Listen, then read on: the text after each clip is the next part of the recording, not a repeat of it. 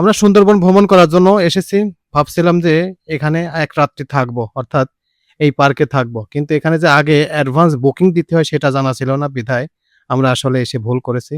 তো আবার আসবো বিধায় এই পার্কের যে স্বত্বাধিকার আছে তার কাছ থেকে কার্ড নিলাম যে আমরা যদি আবার আসি তাহলে তাকে ফোন দিয়ে রুম বুক করে তারপর আসতে হবে।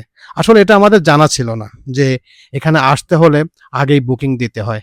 তো এই পার্কটা দেখতে আমার কাছে খুব ভালো লেগেছে এবং এখানকার যাবতীয় তথ্যগুলো জানলাম যে আসলে এখানে কিভাবে আসতে হবে, কিভাবে বুকিং দিতে হবে, এভরিথিং যা কিছু আছে সবকিছু জানার পরে আমরা এখান থেকে ব্যাক করতেছি। কারণ আগের থেকে যদি আমরা বুকিং দিতাম তাহলে অবশ্যই আমরা উপরে উঠতে পারতাম। কারণ তারা কর্তৃপক্ষ বলেছে যে এখানে বুকিং না দিয়ে ওঠার কোনো রেস্ট্রিকশন তাদের নাই। তবে পার্কটা আমার কাছে খুব ভালো লেগেছে। আশা রাখি আপনাদের অনেক ভালো লাগবে যদি এখানে আসেন। ফরেস্টার নিয়ে যাওয়া লাগবে। এরমই জঙ্গল, এ জায়গা টাহা দিয়া লাগে না। ঠিক আছে, ওই যে খালের ভিতরে যা দেখতেছেন না, এই জায়গা যা খালের ভিতরে তাই। অবশেষে আমরা সেই সুন্দরবনের ঐতিহাসিক সেই পার্ক ইকো রিসোর্ট, অর্থাৎ এই পাশে সুন্দরবন আর এই যে সুন্দরবন একটি পার্ক।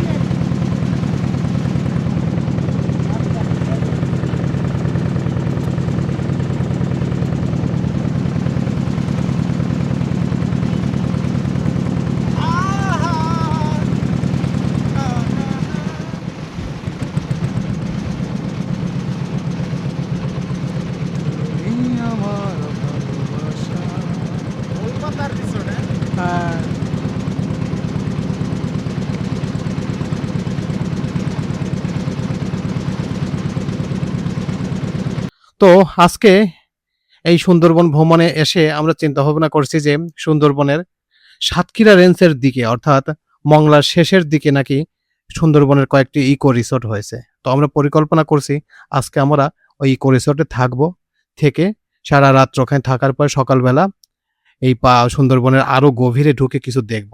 কিন্তু এটা আমাদের জানা ছিল না যে সুন্দরবনের এখানে আসলে আগে থেকে আমাদের সুন্দরবনের যে পার্ক সেখানে রিসোর্টে আগে আপনার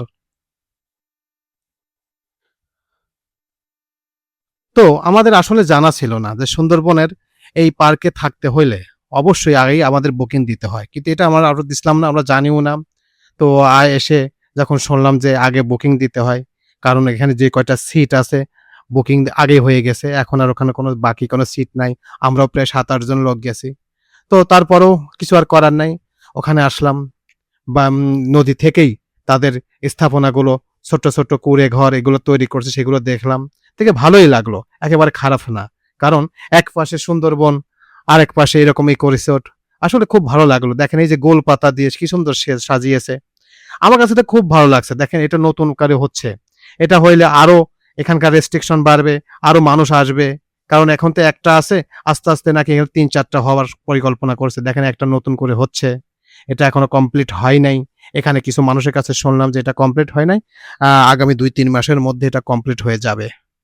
তবে দেখেন, যারা দূর-দূরান্ত থেকে আসেন, তারা এসে থাকবে কোথায়? কারণ ওই মংলা থেকে এখানে আসতে মিনিমাম ২ থেকে ৩ ঘন্টা লাগে। আবার যাইতে ২ থেকে ৩ ঘন্টা লাগে। তো ৬ ঘন্টা যদি যাওয়া আসাই শেষ হয়, তাহলে সুন্দরবন দেখবে কিভাবে? তো এইজন্যই মনে হয় এইসব পরিকল্পনা করছে। এখানে কিছু ইকো রিসোর্ট করা হয়েছে এবং শোনা গেছে যে পাশে এই ইকো রিসোর্টটা করা হয়েছে এই পাশে নাকি বাঘের আনাগোনা সবচেয়ে বেশি। এখানে নাকি বাঘ বেশি দেখা যায়। তো এটা শোনার পরও ভাবলাম যে আসলে এটা খুব কঠিন একটা জায়গা। তারপরে এখানে একটা বড় কুমির আছে। কিছুদিন আগে শোনেন নাই যে সুব্রত নামে এক মধুয়ালি কে মানে কুমির নিয়ে গেছে। সেই জায়গাটাই হচ্ছে এই জায়গা। আমরা যেখানে অবস্থান করছি এখানেই নাকি তাকে নিয়ে গিয়েছিল এবং তাকে খাওয়ার পরে তারপরে তার কিছু অংশ উপরে ফেলাই দিয়েছিল।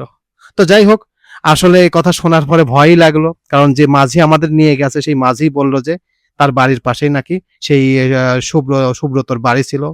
তো এইখানে নাকি এই যে দেখতেছেন না আমরা যে নদীটা এখন বর্তমান জোয়ার পরিপূর্ণ, জোয়ার যদি কম থাকতো তাহলে আরো অনেক কিছু দেখা যাইতো, কিন্তু জোয়ার থাকা অবস্থায় নাকি বাঘটাকে খুব কমই দেখা যায়। তবে দেখেন এই ইকো রিসোর্টটা আমার কাছে ভাই খুব খুব ভালো লেগেছে।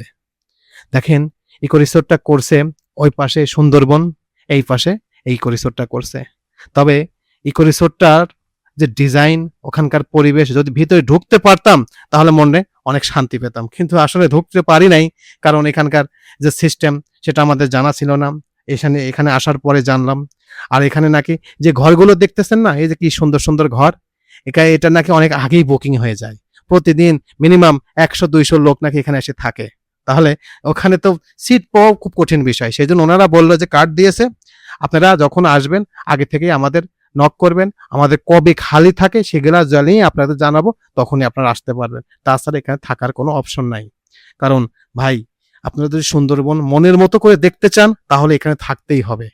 কারণ এই যে পার্কটা দেখছেন, এখানে আসতে মংলা থেকে মিনিমাম 2 থেকে 3 ঘন্টা লাগে আসতে, আবার যাইতে এরকম টাইম লাগে। তাহলে আপনি সুন্দরবন দেখবেন কখন? তো আমি মনে করি যারা দূর দূরান্ত থেকে আসবেন, যারা বড়সালে বাংলাদেশের উপান্ত থেকে, পঞ্চগড়, ঠাকুরগাঁও, রংপুর থেকে আসবেন, কিংবা কক্সবাজার, চট্টগ্রাম থেকে আসবেন, তাদের এখানে থাকতে হবে। তাহলে সুন্দরবনে আপনি মন মতো তৃপ্তি আকারে দেখতে পারবেন। তো যাই হোক, ওটা আসলে আমাদের জানা ছিল না, এখন জানছি। আবার যদি আমরা এখানে আসি, অবশ্যই অবশ্যই আগেই বুকিং দিয়ে এখানে আসব। তো সেই পরিকল্পনা নিয়ে এখান থেকে আমরা উপরে উঠেও নাই। উপরে উঠতেও ওনারা বলছে যে ভাই, বুকিং না থাকলে এখানে ওঠার কোনো পারমিশন আমরা দিই না, এবং আমাদের উপর মহল থেকে বন্ধ। সেজন্য আমরা উঠি নাই, কারণ যেটা নিয়ম সেটা তো ফলো করতেই হবে। তো এখানে আসছি, দেখছি, খুব ভালো লাগছে। কোস্টগার্ডে, তারপরে র্যাব, তারপরে মানে মেলা বাহিনী, তারপরে তাদের উদ্ধার করেছে ঢাকায়। বাড়ি ছিল, হ্যাঁ, মহিলা ছিল একজন, তো মহিলারা ছাড়িয়ে দিয়েছিল। আমাদের এখান থেকে কুমির দেখা যায়, এখানে কুমির থাকে। বন্ধ করে দেন, বন্ধ করে দেন। আমরা এখানে একটু 5 মিনিট রেস্ট করি নাকি ভাই?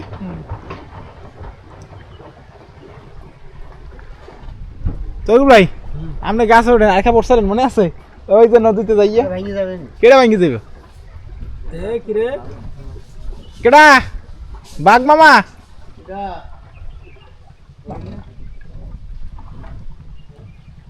হরিণের তো কাম হইতে। এই আয়,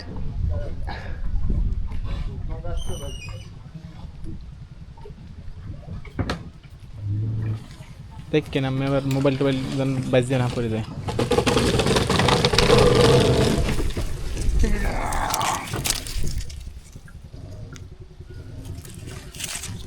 ধরেন ভিডিও নেন স্যার, আমি দেখতেছি। হরিণ মামা,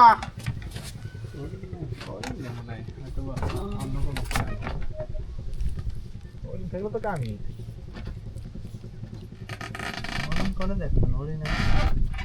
শুক্রবার তো এমনি জঙ্গল হলো গরম, শুক্রবার না, শুক্রবারে জঙ্গল এমনি বাঘের চাপ বেশি। শুক্রবারে কেউ জঙ্গলে বাধা কুলি যায় হয়তো জানে, এই কোন জানে না। শুক্রবারে এই যে আপনারা তো, আমরা তো হিন্দু, আমরা কই বনবিবি, আর আপনারা কোন গাজা করেন, তাই না?